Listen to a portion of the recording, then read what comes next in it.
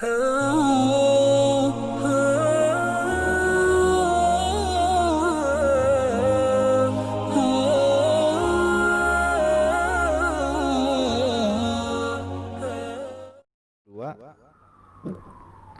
ini berbeda sedikit, bukan berhubungan dengan Al-Quran. Ustadz, Assalamualaikum. Waalaikumsalam. Bagaimana cara kita menyikapi kesedihan pada saat ini yang mana adik serta kakak kandung semua terkena PHK? Sedangkan bantuan honor saya tak seberapa. Tetangga kanan kiri juga memerlukan bantuan, sehingga kadang saya ikut mencari info teman atau yayasan yang sedang mengadakan bakti sosial, segera mengajukan proposal supaya keluarga dan tetangga bisa mendapat bantuan beras, minyak, dan lain-lain. Apakah mengharapkan bantuan datang termasuk sikap mengemis? Tolong penjelasannya. Terima kasih. Baik, memang ujian yang melanda umat Islam dan juga umat-umat lain di seluruh dunia pada awal tahun ini sampai sekarang memang cukup berat. Tetapi jangan sampai itu menjadikan kita putus asa dan putus harapan. Tentu saja yang paling penting dalam kondisi seperti ini ada beberapa hal, ya. Karena banyak sekali orang-orang tentunya yang terkena musibah dengan berbagai macam bentuk. Bagaimana cara menyikapinya? Cara menyikapinya adalah yang pertama adalah kita memperbanyak istighfar. Jadi kadang-kadang ada orang yang kena PHK atau ada orang yang rezekinya berkurang, maka salah satu tips yang paling cukup mujarab berdasarkan Al-Quran adalah dengan memperbanyak istighfar. Karena sebagaimana diwasiatkan oleh Nabi Nuh alaihissalam ketika mendakwahi kaumnya, faqultu astaghfiru rabbakum innahu kana ghaffara.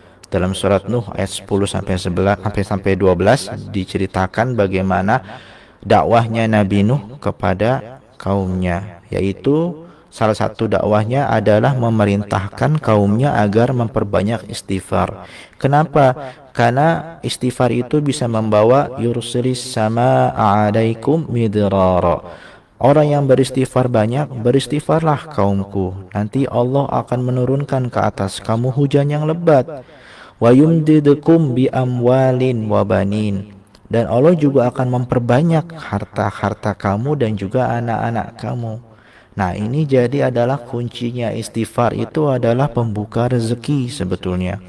Jadi kalau kita mengalami kesulitan hidup, kesukaran hidup, maka yang kita harapkan adalah rezeki dari Allah, dan cara membukanya dengan memperbanyak istighfar kepada Allah Ta'ala.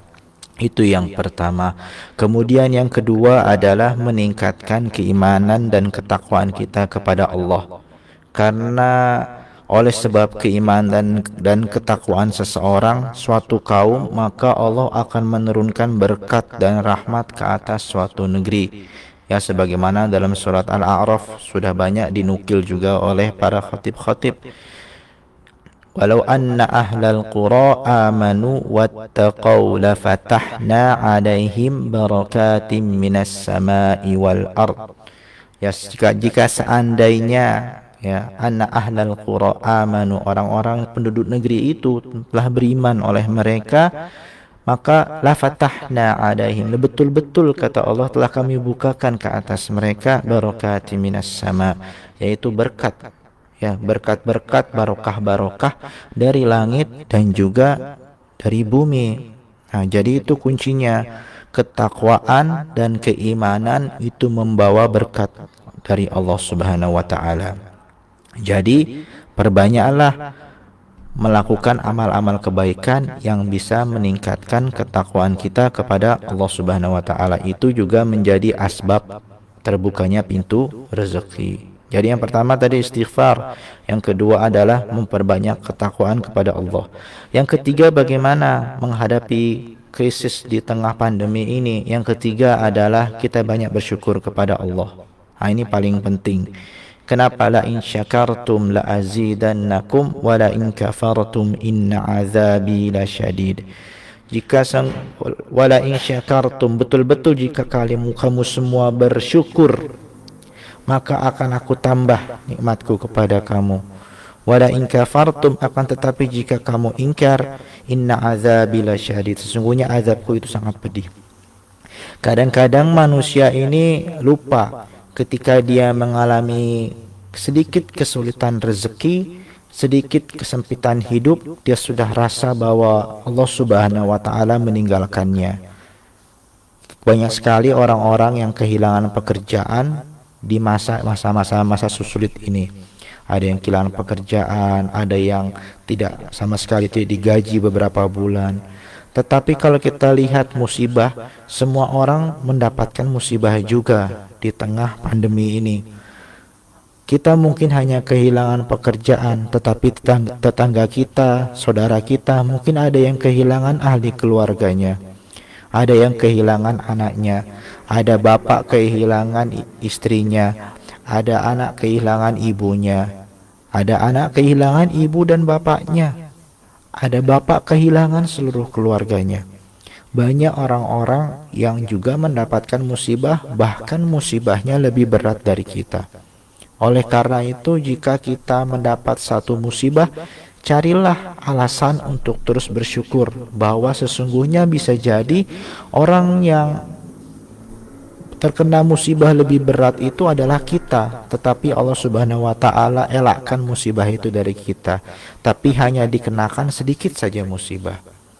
Kita bersyukurlah bahwa Allah mengelakkan bala yang lebih besar lagi dari apa yang telah kita terima sekarang ini. Itu akan menambah rasa syukur, karena kita tidak tahu sesungguhnya bala apa yang Allah Subhanahu wa taala elakkan dari kita. Bisa jadi ada doa-doa kita yang Allah ijabah. Doanya kita meminta rezeki, tapi hakikatnya adalah ditakdir Allah kita akan mendapat musibah. Tetapi karena asbab doa itu, maka Allah elakkan dari mendapat musibah itu, dan kita tidak jadi kena musibah. Tapi kita tidak tahu sebab ini ditakdir dan di Lauhul Mahfuz. Ya kan, kita cuma melihat apa yang ada di depan kita. Padahal ketahuilah apapun yang kita minta, Allah Subhanahu wa taala akan mengabulkannya. Ya, itu kan janji Allah seperti itu. Tinggal bagaimana manusia menyikapinya saja dengan berbaik sangka kepada Allah Subhanahu wa taala. Adapun bagaimana kalau mengharapkan bantuan? Kalau mengharapkan tidak ada apa-apa sebetulnya. Kita boleh mengharap. Bahkan yang paling penting kalau kita berdoa pun ada rasa pengharapan. Tapi tentunya kita usahakan jangan betul-betul terlalu tergantung dengan bantuan juga.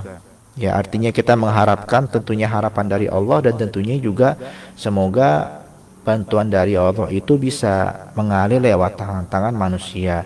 Tetapi kita tetap ingat bahwa yang membutuhkan bantuan itu juga cukup banyak, bukan hanya kita.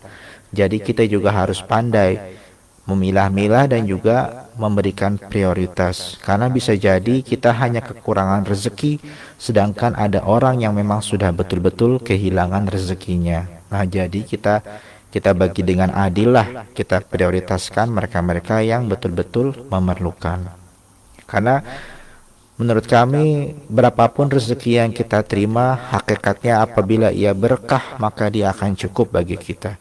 Kadang-kadang sempitnya rezeki itu bukan karena rezekinya yang kecil, tapi karena hati manusia yang terlalu kecil dan tidak bisa lapang menerima rezeki dari Allah Subhanahu wa taala. Baik, semoga tadi itu bisa difahami ya, dan bisa bermanfaat.